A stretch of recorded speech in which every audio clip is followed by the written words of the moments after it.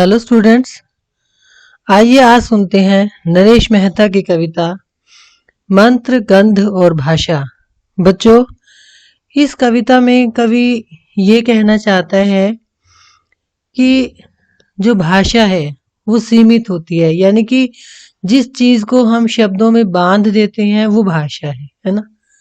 लेकिन हमारी जो प्रकृति है, हमारे जो चारों ओर धूप है, जो फूलों की सुगंध है, उनमें भी एक भाषा होती है, लेकिन उसको हम शब्दों में बांध नहीं सकते। ठीक है ना। तो ये इस कविता के माध्यम से कवि कहना चाहता है। देखिए, कौन विश्वास करेगा फूल भी मंत्र होता है। कवि कहता है, देखिए प्रश्न चिन्ह लगाया कवि ने कि यदि मैं ये कहूं कि फूलों में मंत्र होता है तो मेरी बात का कौन विश्वास करेगा। अर्थात किसी को विश्वास नहीं होगा कि फूलों में भी मंत्र होते हैं। मैं अपने चारों ओर एक भाषा का अनुभव करता हूँ जो ग्रंथों में नहीं होती। मतलब कवि को प्रकृति से बहुत प्रेम है और वो अपने चारों ओर का जो वातावरण है उसमें एक भाषा का अनुभव करता है। कौन सी भाषा?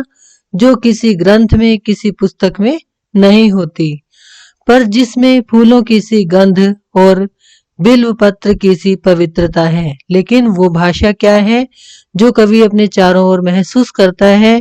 उसमें फूलों की सुगंध है और बेलपत्र जैसी पवित्रता है। बेलपत्र तो हम पूजा में चढ़ाते हैं ना, उसको बड़ा पवित्र मानते हैं। इसीलिए मंत्र केवल ग्रंथों में ही नहीं होते। तो कवि कहता है कि जो मंत्र हैं वो केवल ग्रंथों में ही नहीं लिखे जाते, प्रकृति भी अपने आप में एक ग्रंथ है। धरती को कहीं से छुओ, एक ऋचा की प्रतीति होती है। ऋचा मतलब वेद मंत्र, वेदों के मंत्रों को ऋचाएं बोलते हैं। कवि कहता है कि इस पृथ्वी को, ये पृथ्वी, ये प्रकृति इतनी सुंदर है कि इसको कहीं से भी छुओ तो एक ऋचा का अनुभव होता है, यानी कि वेद मंत्रों जैसा प्रतीत होता है।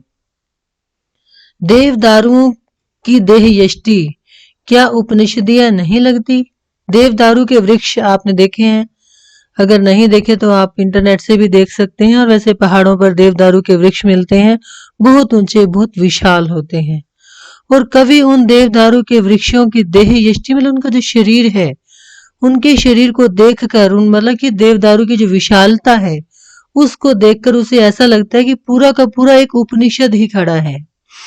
तुम्हें नहीं लगता कि इन भोजपत्रों में एक वैदिकता है, कि जो ये भोजपत्र हैं ये एक वैदिकता को लिए हुए हैं जिसका साक्षात नहीं किया गया है।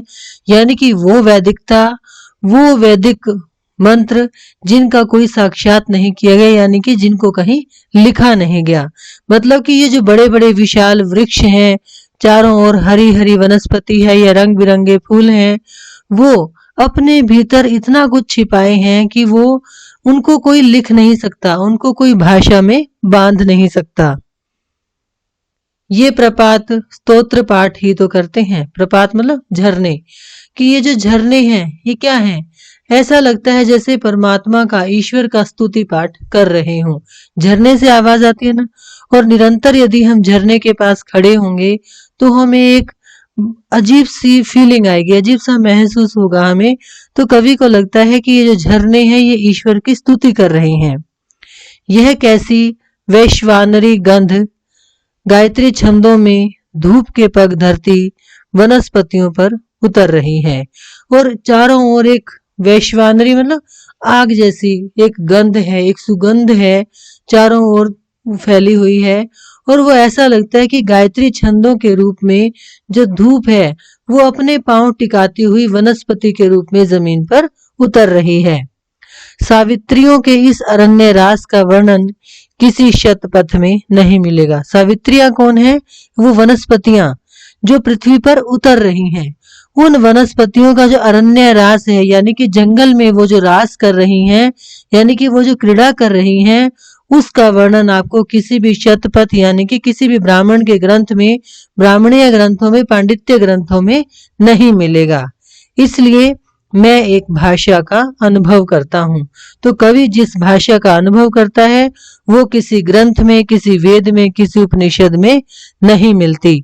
जो ग्रंथों में नहीं होती, पर प्राय जिसे मैंने एकांत और कोलाहलों में सुना है।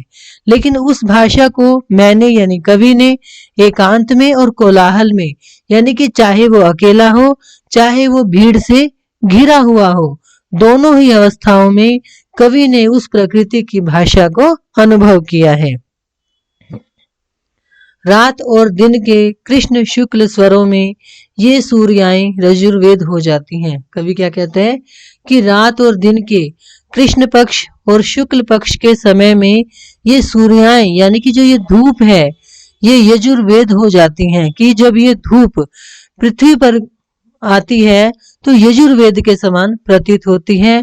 प्रत्येक क्षण एक मंत्र वनस्पति में परिणत होता है और प्रत्येक क्षण वो जो धूप का मंत्र है वो वनस्पति में परिवर्तित होता चला जाता है, जिसकी गंध फूल मात्र में होती है। देखिए, सूर्य से धूप आई, धूप आकर पृथ्वी पर पहुंची और वो वनस्पति ने, आपको पता है कि जो वनस्पतियां हैं वो धूप से अपना भोजन लेती हैं, तो यानी कि कवि को ऐसा लगता है कि जो धूप है वो वनस्पति में प्रवेश कर गई और फिर वो जो फूल वहां पर खिले उसकी गंध में वो धूप समा गई।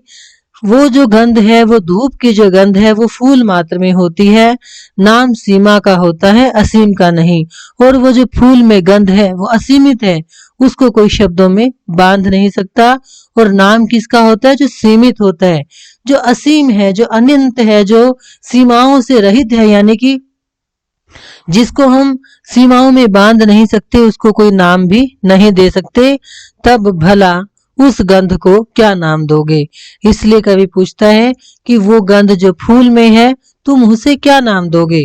जो फूल मात्र में होती है वो गंध, वो सुगंध, वो खुशबू जो फूल में विद्यमान होती है, तुम उसे कोई नाम नहीं दे सकते।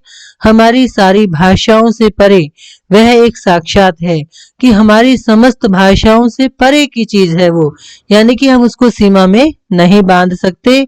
जो केवल एकांत की मंत्र गंध होता है और वह केवल अवतरित होता है।